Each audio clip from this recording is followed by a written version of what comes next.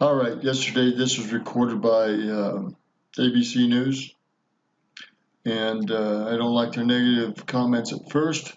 Trump is going to talk about what's going on in Afghanistan and pulling the troops out. Puts us in a position to get it done, bring us down to in the vicinity of 8,000 troops. The United Nations was informed of everything, and NATO has been great. Secretary Stoltenberg has been fantastic. So they're pulling the troops out. Let's get on here to the coronavirus, making this quick. Also, Trump warned us not to be negative on the news and politically about the coronavirus and create fear in the minds of people.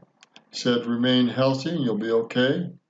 We think that will be a statement that we can make with great surety now that we've gotten familiar with this problem. They should be able to recover should they contract the virus. So healthy people, if you're healthy, you will probably go through a process and you'll be fine. Since the early stages of the foreign outbreak, my administration has taken the most aggressive action in modern history. Other countries were closed. We're going to go to Mike Pence, and then we're going to end this here. He's been in charge of it, of heading it. They had a meeting the day before yesterday. And ICU units can be assured of the prayers of millions of Americans. Let's go to the countries they recommend us not going to, which is Korea and South Korea and, Italy.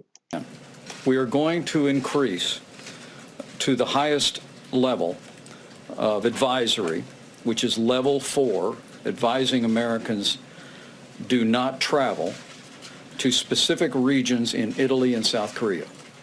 Let me say again, the President today has authorized the State Department to increase the travel advisory for Americans to level 4. We are urging Americans to not travel to the areas in Italy and the areas in South Korea that are most affected by the coronavirus. Okay, we're going to leave it there at that, make this short.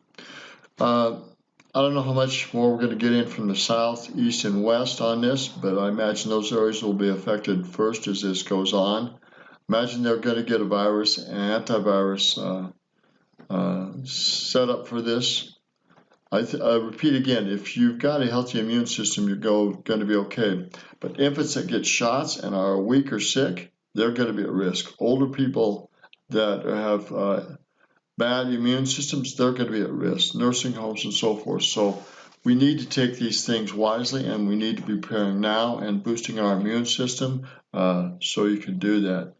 I have a couple of products, 3 or 4 that I recommend people take, and we're going to talk more about that on a later video. It's Roger Mark from Billings, Montana. Good day.